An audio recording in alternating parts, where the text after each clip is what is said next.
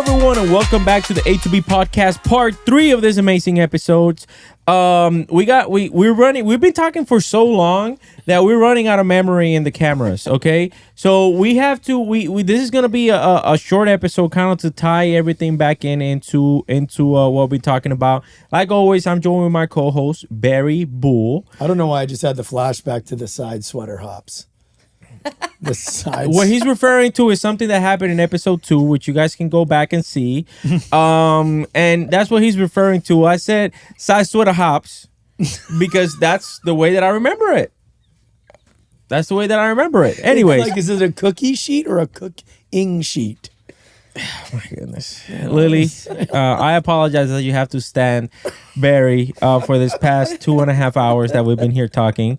But okay, so now we've been talking that now you are a company gunnery sergeant for your current command, correct? Now, let me ask you this. What is it with drill instructors wanting to be company first sergeants? Honestly, I think it's just the leadership and development. For me, what I wanted was the diversity. Because like I said previously, as much as like I respect my MOS, not my calling, not my passion, but leadership and development influence is. So that was my reasoning. I think hats just get used to training and teaching and just being that person. They put F. I don't know. Barry was the 8999 here. Yeah, but maybe. he was coming from the air wing. So you did have a company gunnery sergeant, right? Negative. You have a squadron master sergeant. Squadron master. Okay. So because this now it's a squadron gunny, but back when I was a young Marine, it was a squadron master. So now, because I've heard this, you're not the first one that tells me that because they were putting Fs on their fit rep, that's like a stepping stone. It looks really, really good whenever you are the company gunny wanting to go into the 8999, which is the first sergeant and sergeant major route. Is there any truth to that? Yeah, I was a squadron gunny.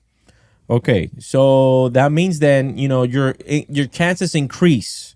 Sure.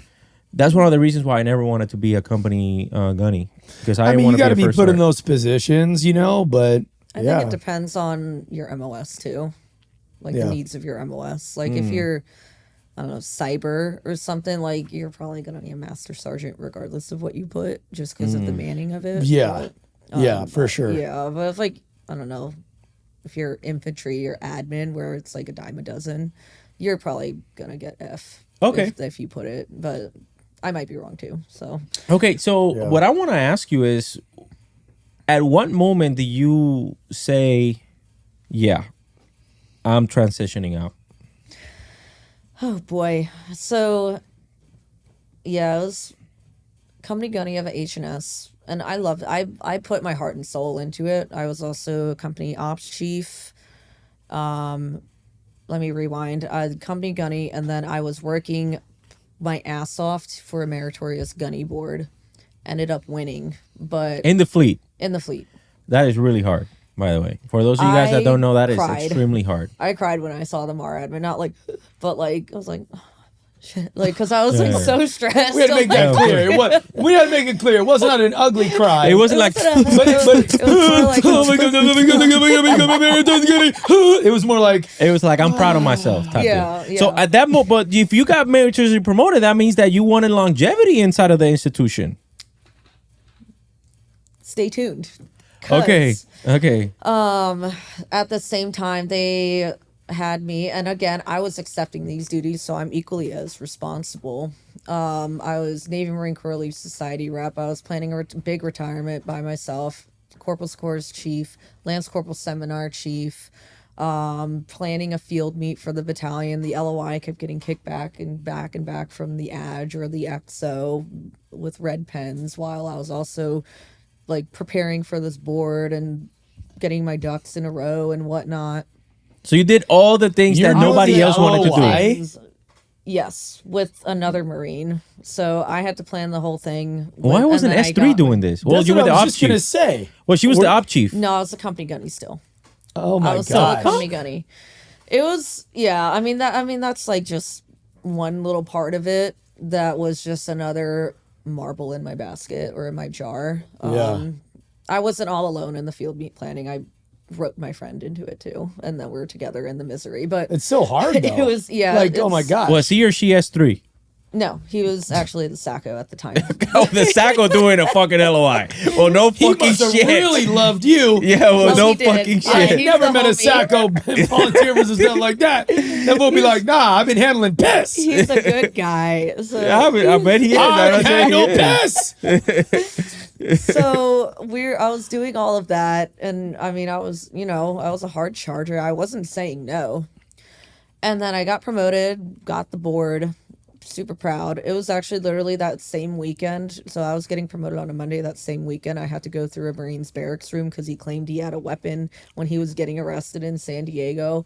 So as the company gunny, had to go look through his barracks room the weekend she was getting promoted. My parents were in town. I was like 1 foot out the door about to go to Palm Springs for brunch. And like I get the call like, hey, you need to do this. I'm like, fuck. But I'm like, oh, still love the Marine Corps.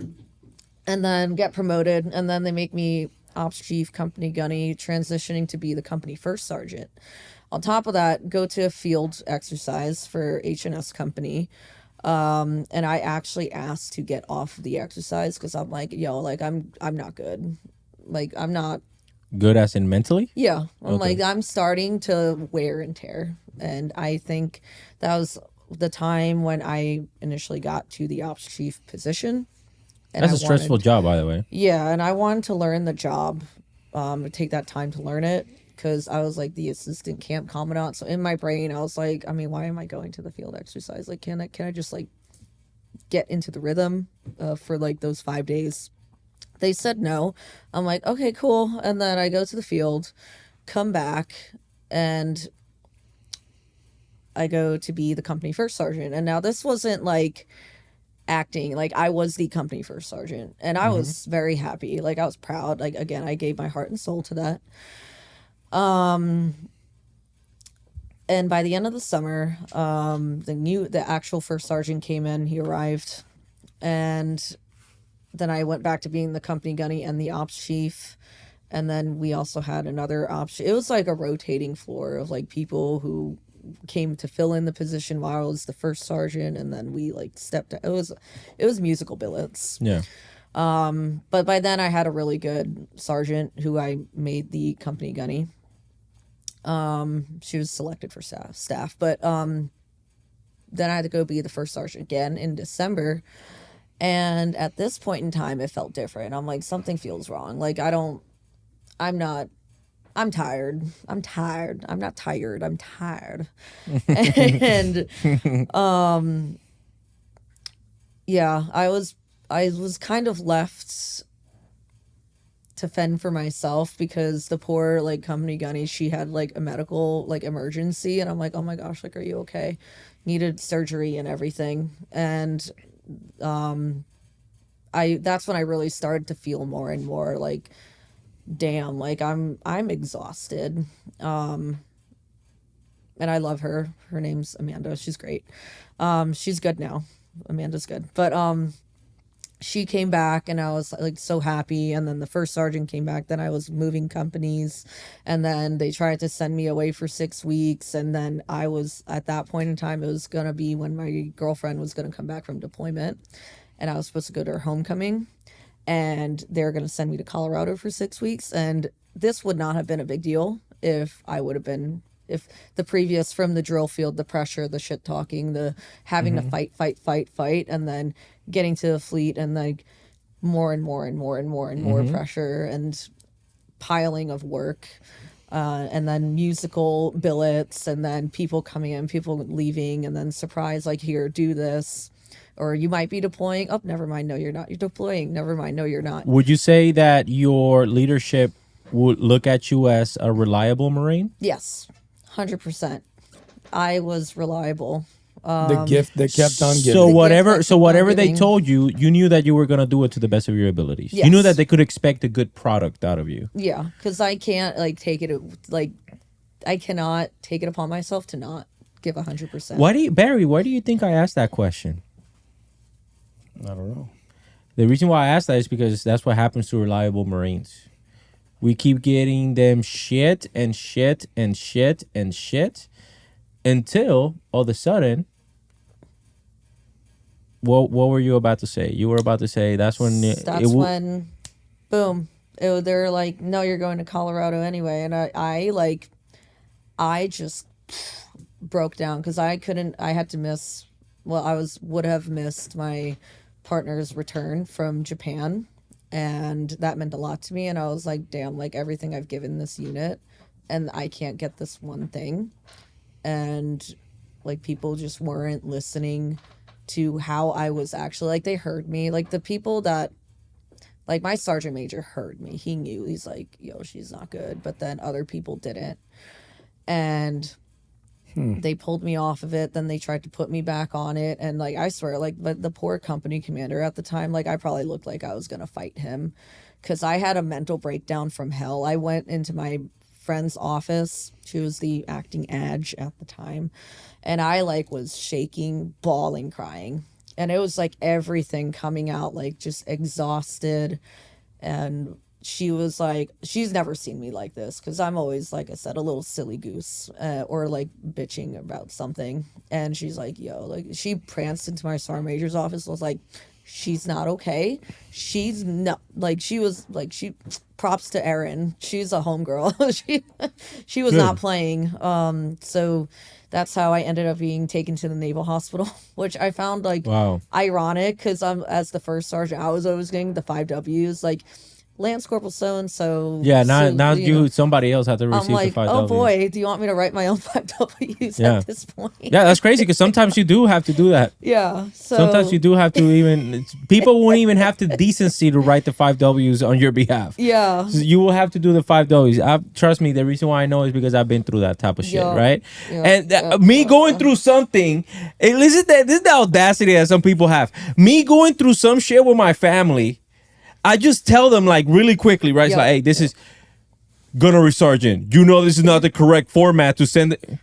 Shut the fuck up. And I'm like, you cannot be Give fucking... me the 5 W's. You cannot be fucking you serious. moron. It's like, you don't even know how to have a personal problem. Yeah.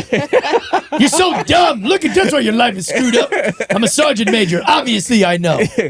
So and you're like, wow. So the reason why, guys, is this is what I mean. Listen, don't look at me now.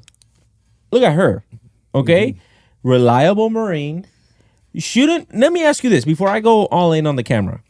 Is there anything that the Marine Corps can do to retain you? At this point, no, because it's also simultaneously a big thing I forgot to mention because I was so busy in my storytelling. I was actually destined to go on a second tour for drill instructor duty as the AMOI. So Assistant Marine Officer Instructor to New York City, to SUNY Maritime. So I would be going home. I started to train for that, and it was like my body was like, we're done.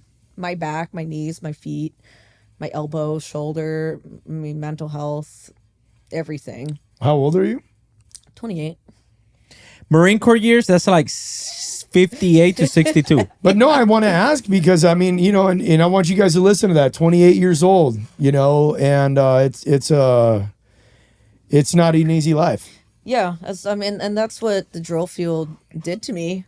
It was worth every single ache and pain because I see the recruits that I made successful now. Some of them are even drill instructors now. And it was worth every single training day, every single mental breakdown. I don't regret it. I loved it. And I miss it every day. And I was even going to go back and I wanted to make officers, but my body was like, no. So I'm like, I, again, called my mom and she was like, I've been waiting for you to get out the Marine Corps since you left. I'm like, oh my God, of course you did. So I'm like, okay. And I'm like, what if I got out? So she's like, come home. And I'm deciding to listen to my mom because she's always right.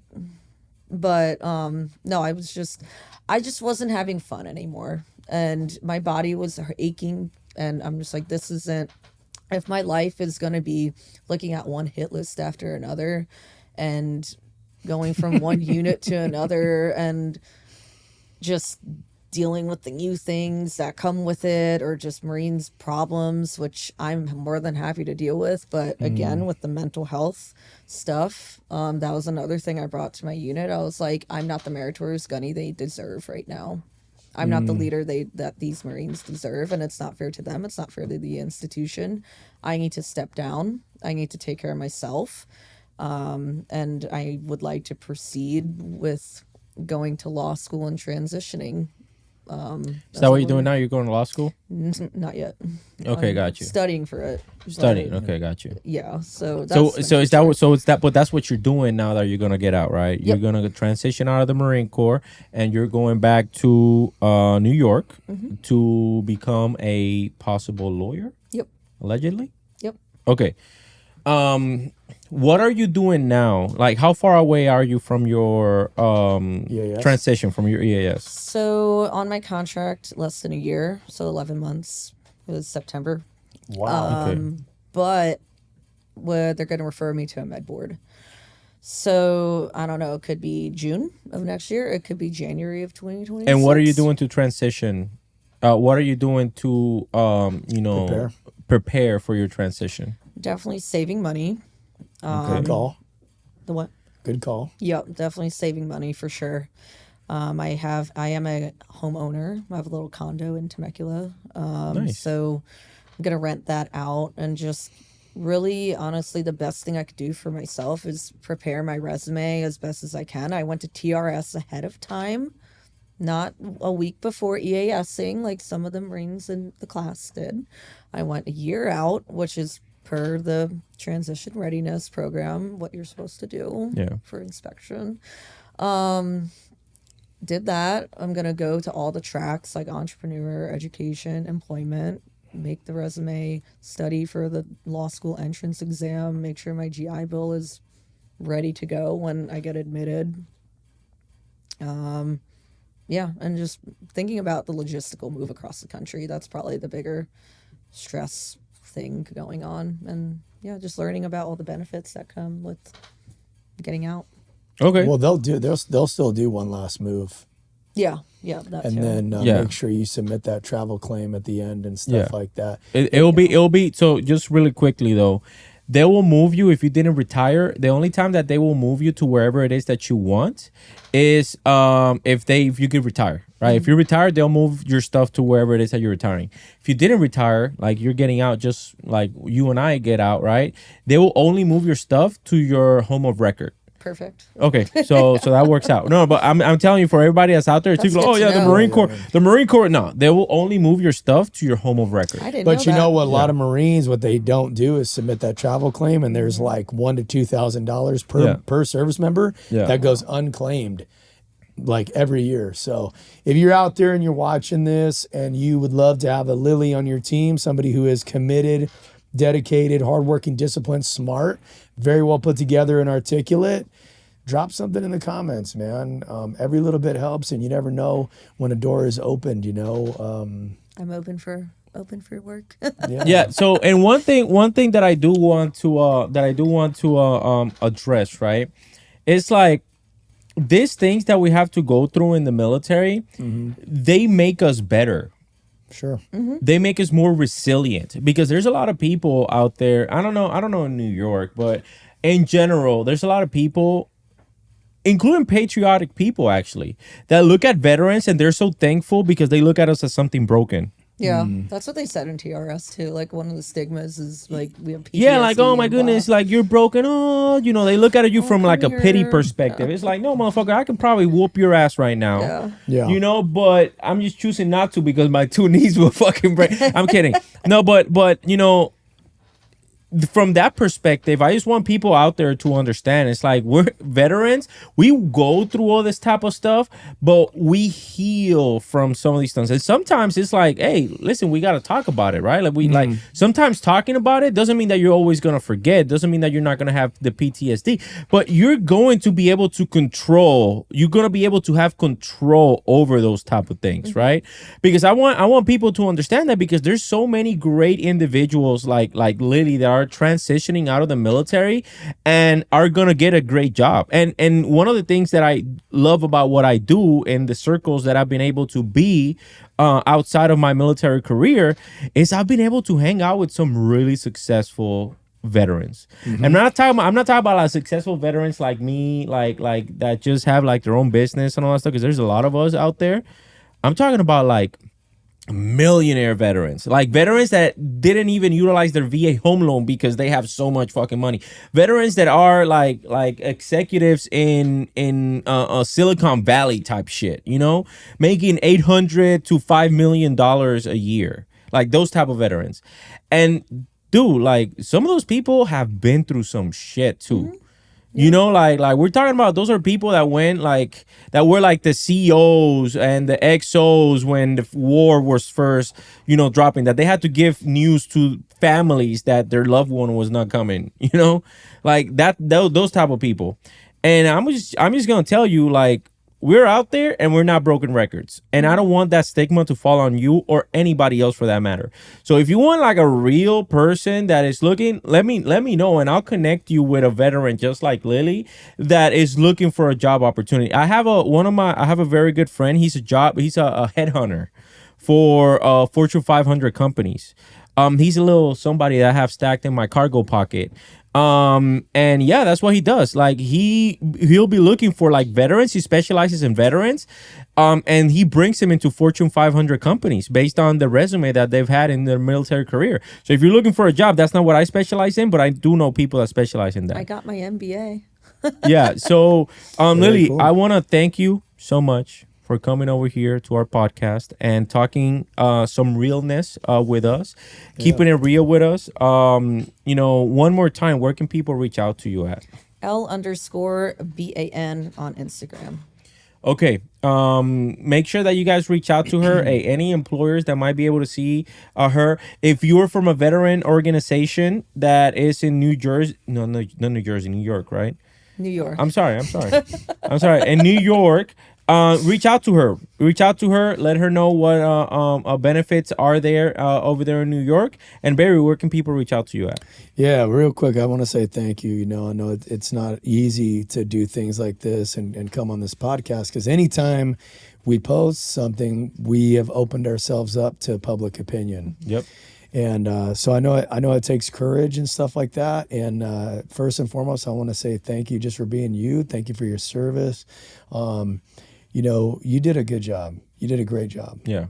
And I don't know how many people have ever told you that, but you know, to go in there and train the next generation of Marines and take these young, you know, Americans and mold them and really pour yourself into that. And just listening to your story, I can tell that it was a lot, you know. And I also really, really respect the fact that I know you love the Marine Corps. And not that the Marine Corps is this big, you know, imaginary entity in the sky. It's like the people in the Corps, you know, that you're gonna miss and that you love, and that's what kept you going. So I really respect the humongous decision that you have made to get out. And you know, I want to tell you, you're gonna make it. You're gonna be just fine. You will 1,000,000% be successful. You're gonna make a ton of money. Yeah, you will definitely go very, very far. People are going to want to have you on their team, you know? So you guys can find me at Instagram, Bull5277 or at BullsJDM. Go follow both of them, okay? Because freaking I started a new one, so go freaking follow it. My Twitter, X, whatever you want to call it, is also at BullsJDM. My TikTok is at Bull52772. And then, of course, You're Here, YouTube, the A to B podcast. All these links are in my bio. We do this for you. We really do. Me and Albert come on here. We don't always agree. Obviously, you know, that's the beauty of it. And it's awesome to be a veteran and come on here and really speak our mind and say the things that you guys can't say. Because we know what it's like. And we're behind the scenes. We're on the phones with you guys and the text threads every day, because you guys are going through stuff. And I'm going to tell you, if you hit me up, if you hit Albert up, we ain't going to put your stuff in the street, man. We ain't going to post some video. We ain't doing this for the likes or the attention. We're doing it for you. We mean it. And if you need an opportunity, I'm one DM away. Guys, thank you so much for tuning in. You guys know where you guys can reach me out. It's Ramos_Capital, Instagram and TikTok. Also, you guys can go to the link in my bio, schedule an appointment. As of this week, I am a licensed mortgage loan originator. I am also very knowledgeable in anything that has to do with the real estate industry, specifically whenever it comes to veterans and service members. So please make sure that you guys reach out to me. Schedule that appointment because I promise you that I will bring extreme value to you and your life. I'll see you guys in the next one.